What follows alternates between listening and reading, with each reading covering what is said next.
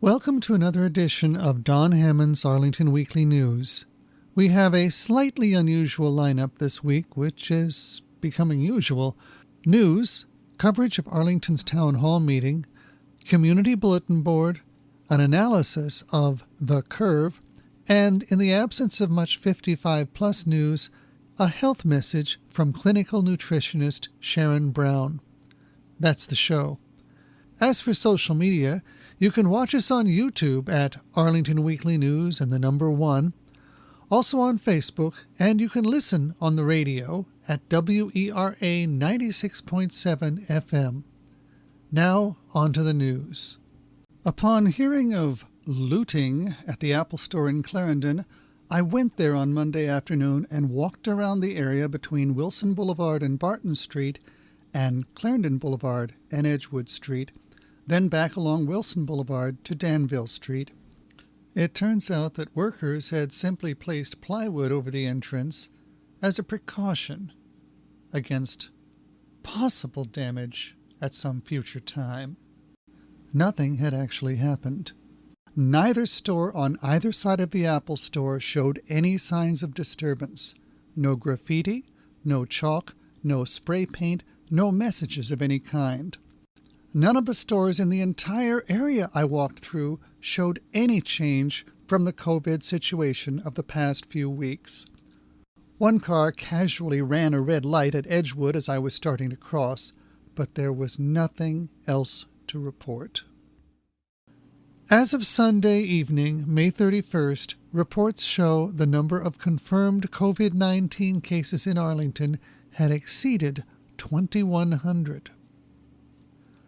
On Wednesday, May 27th, Arlington County's newsroom sent an email with the headline, "Arlington to enter Phase 1 of reopening." The transition took place on Friday, May 29th. The decision was based on a new assessment indicating that the Northern Virginia region has met 4 of the 6 critical metrics. The 4 attained metrics were 1. Increased testing, 2. A downward trend in the percentage of positive tests over 14 days, 3. A downward trend in the percentage of hospitalizations over 14 days, and 4. Enough hospital beds and intensive care capacity. The 2 unattained metrics were 1. Contact tracing capacity, and 2. Sustainable supplies of personal protective equipment. No explanation for the decision to ignore the 2 unmet metrics was provided. In addition to the seemingly premature move into Phase 1 of reopening, the Northern Virginia local leaders sent a letter to Governor Ralph Northam asking for Northern Virginia to move into Phase 2, if the data supports it, in concert with the rest of the Commonwealth when that date is established. What that means is, in their attempt to catch up to the rest of Virginia, the Northern Virginia leaders are suggesting a 2-week reduction in their time in Phase 1. That's 2 weeks fewer in which to prepare and test. Despite short notice, the one-day COVID-19 test session at the Barcroft Fitness Center had heavy attendance. Available hours for the test site were announced to be from 10 a.m. to 6 p.m., but the new site stopped accepting new patients by 1:35 p.m., having reached its capacity. The stated goal of the site was to test 1,000 people. By that measure, the event was a success. However, for the individuals whose goal was to receive testing, and who had been told the site would be open until 6 p.m., but got turned away after 1:35 p.m., it was a failure. Here is our report from last Friday's town hall. Arlington conducted their weekly town hall on Friday, May 29, 2020, at 1:30 p.m. Attendees included Katie Crystal, Matt DeFerrante, Mark Schwartz, Jim Schwartz, Dr. Ruben Varghese, Dr. Aaron Miller, and Telly Tucker from Arlington's Office of Economic Development. Here are the highlights. The actual count of people tested at the Barcroft one-day free COVID-19 event from Tuesday, May 26th, was 1,162 people. Of this number, 63% of those tested were actually Arlington residents. Of the Arlingtonians who were tested, 60% were determined to be from the 22204 zip code that was the intended focus of the event. These numbers were offered without analysis, but here's the math. 63% of 1,162 is 732 people. 60% of 732 is 439 people. The recently reported population of the 22204 zip code is 55,386. To approximate the adult population, the total number of employed persons is 33,392. This figure omits retirees, but detailed age demographics were not readily available. The 439 residents of 22204 who were tested constitute only 1.3% of the working population of 33,392. The actual test results from the event were not disclosed. All agreed that more such events were needed. A new executive order from Governor Ralph Northam, number 63, requires masks. To be specific, here's a direct quotation. "I strongly urge all Virginians to wear face coverings when leaving their homes." The order went on to specify the requirement for face coverings to be worn by all patrons aged 10 and over when entering, exiting, traveling through, and spending time inside most commercial, county, and state facilities. Some exceptions were allowed, including individuals exercising or using exercise equipment. Citizen questions came in about enforcement.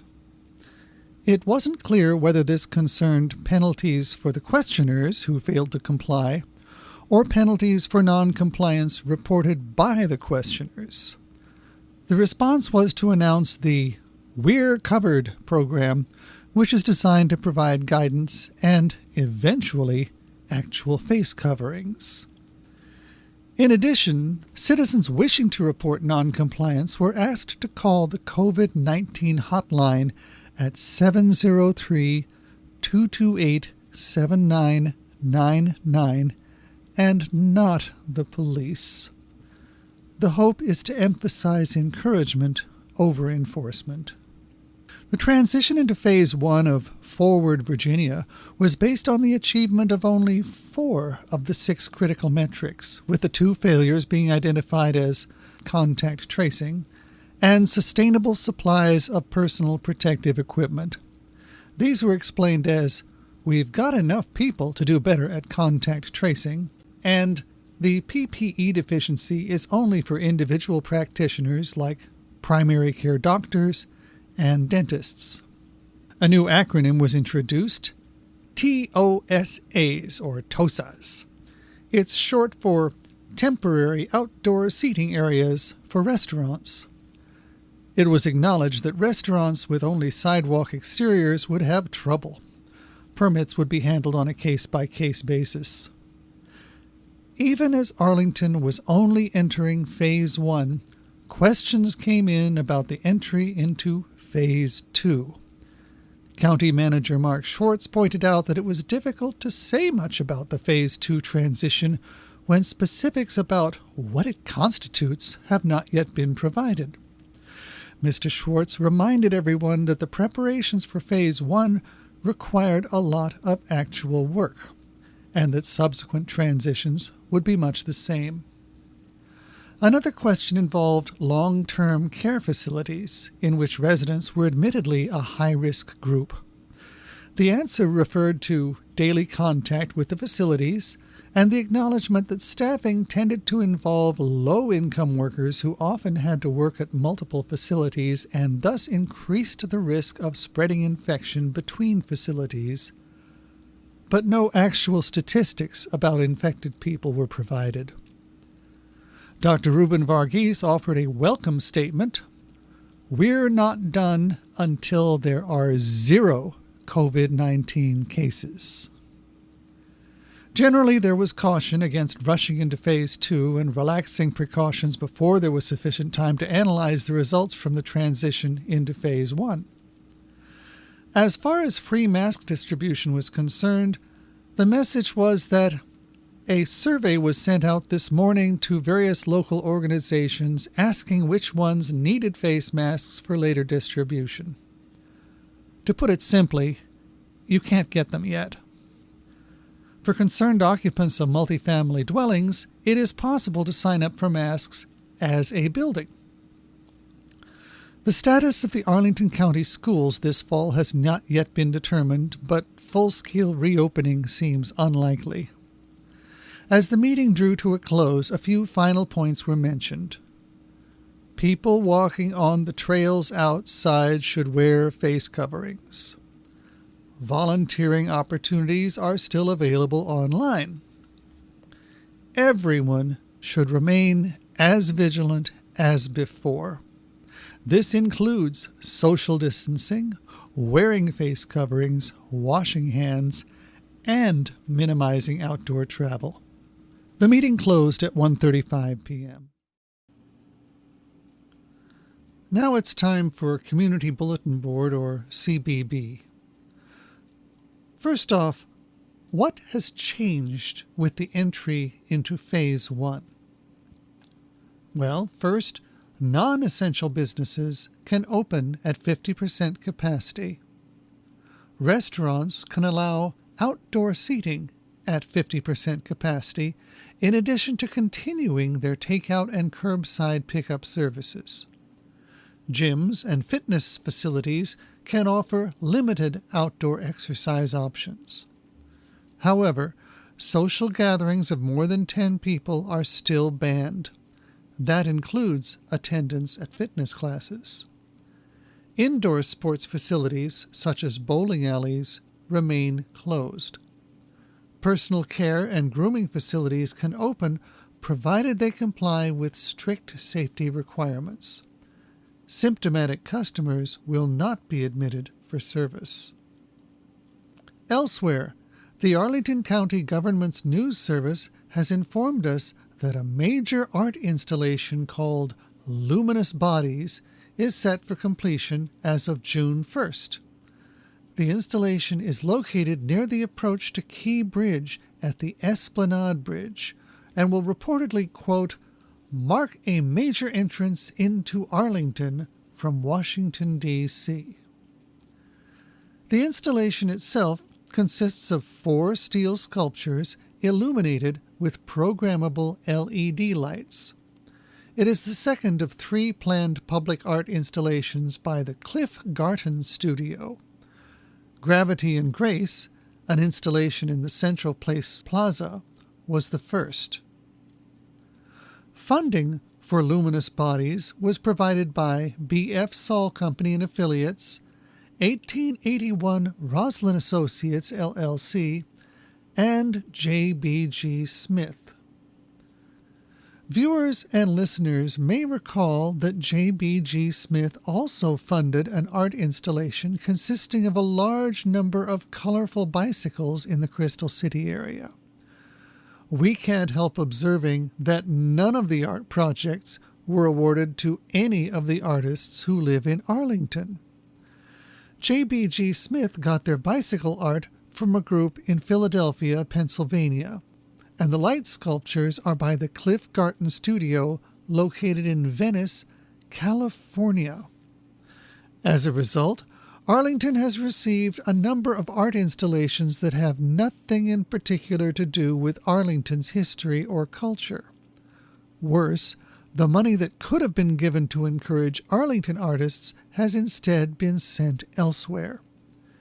Importing major projects like this will do nothing to enhance Arlington's reputation as an arts community. Meanwhile, the new installation could be perceived in three ways. Either as its intended function as a showy welcome into Roslyn, also as a showy gateway announcing that travelers are about to cross into Washington, D.C., or, unfortunately, as a distraction for passing automobile drivers. The apparently unconscious passing over of Arlington artists may be attributable to J.B.G. Smith's location in Bethesda, Maryland. Or it may be that the group just doesn't understand the significance of locally created art within a community. Now it's time for the analysis of what we call the curve. For some time since the COVID-19 pandemic reached the United States, there has been much talk about flattening the curve. However, recent reporting from various sources show a number of different graphs displaying a number of different curves. For example, the Virginia Department of Health has a regularly updated graph which shows the number of confirmed COVID-19 cases in Virginia. Until recently, they provided a separate graph showing the number of confirmed cases in Arlington County. That graph displayed a persistently ascending line as the number of cases approached, then passed the 1,000 mark. However, the curve of that line is not the curve that was intended to be flattened. The upward-pointing y-axis of the original graph, intended to demonstrate the principle behind flattening the curve, did not count the total number of confirmed COVID-19 cases, but the daily number of cases. The x-axis showed the number of days since the first case was identified. Even so, the labeling of the y-axis was imprecise, given the purpose for which it was intended. The purpose was to demonstrate the benefit of reducing the peak number of cases and related demands on hospital infrastructure. That chart could have been more specific, since the object was and is to limit the number of active cases requiring the use of hospital infrastructure. Reductions to the number of active cases could occur in multiple ways. A patient could be tested, treated, and improved to the point of release to home care.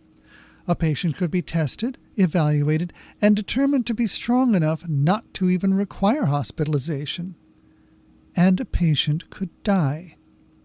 Note that none of these situations mention a final cure, just the ways in which the number of active cases requiring hospital resources could be kept within the capacity of the system.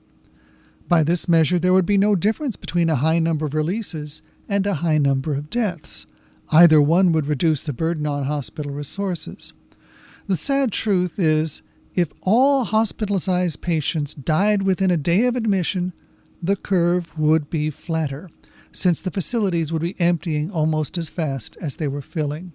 However, the initial graph did not acknowledge patient deaths. Finally, a flat curve is a compromised goal. It means that people are still getting sick and still requiring hospitalization, just at a reduced rate. A curve could flatten at 70% of hospital capacity, but it could also flatten at 40% of hospital capacity. It could even flatten at 95% of hospital capacity and be just as flat. Simply following the curve can be misleading. A 50% position would look bad if it followed a 40% position, and it would look good if it followed a 60% position, but the latter case would actually have indicated a greater number of illnesses. Given our present situation, a better goal would be not only a flat curve or even a diminishing curve, but one ending at 0. Moving on to the 55-plus news, we have another update to nothing. The 55 Plus website remains empty. That's all we have for this week, except to continue to encourage safe behavior. Meanwhile, we have a video message from nutritionist Sharon Brown. Hello, everyone. I am Sharon Brown. I am the founder of Bonafide Provisions, and I am a clinical nutritionist and nutritional therapist. And today I want to talk to you about the importance of the immune system. You know, when you think about the immune system is really just your body responding to infection. And that's really what your immune system is supposed to do. But the immune system cannot work unless it has the right elements to do so. Very similar to an electric car. If you do not charge that battery, that electric car is not going to go anywhere. It's the same thing with your immune system. And like no other time in history, the importance of supporting your immune system is now, to fight anything that your immune system comes in contact with. So the first thing that I'd like to talk about is zinc. Zinc is interesting because not many people know about zinc, and zinc is pretty simple. It's a trace element, and many of us think about the immune system. We think about things like vitamin C and vitamin D, but zinc has really never been given the notoriety that it deserves. And I'll tell you what I love most about zinc. Inside your cell, there's a protein. And what the protein does when it comes across zinc is it detects the zinc that's outside of the protein, and it will attract the zinc into the cell. And then what the zinc does is it causes the body to go out of a state of inflammation to be able to fight disease. And so that's one of my very favorite things about zinc. I, as a nutritionist, always encourage people to get their zinc through a food source rather than a supplement.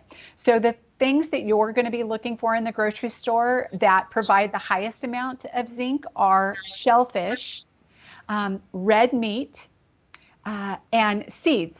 So plenty of those items will make sure that you have plenty of zinc in your body.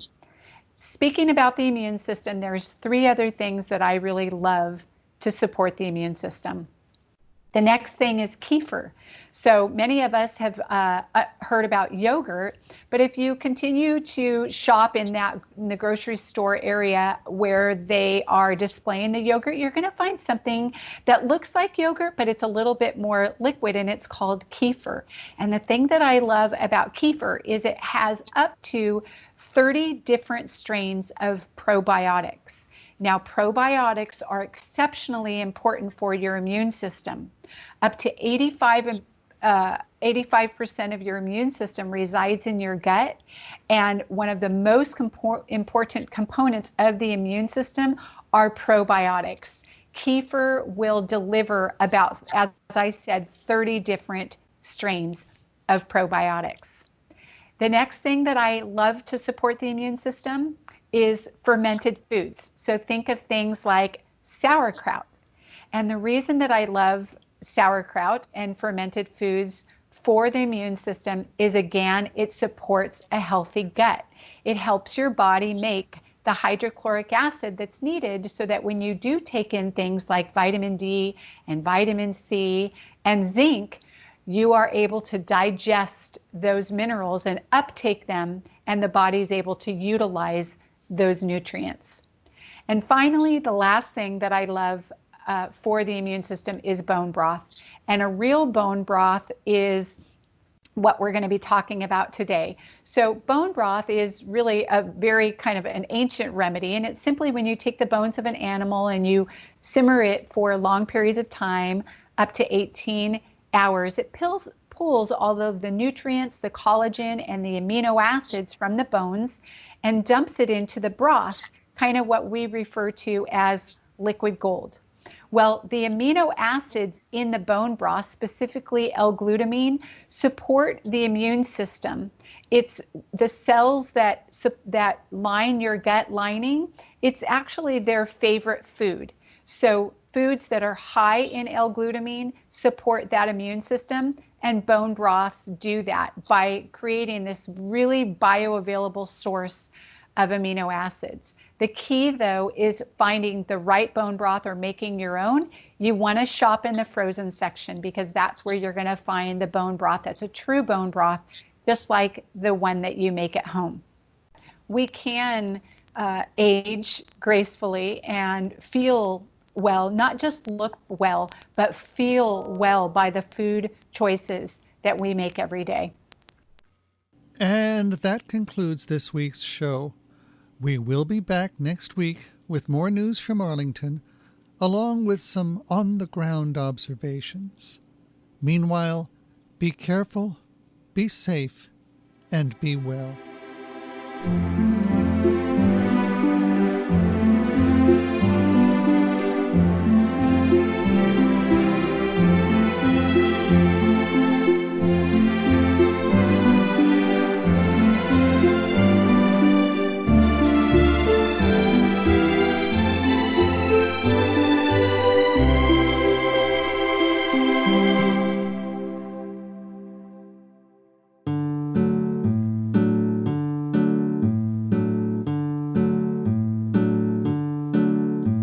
I heard on the TV about the COVID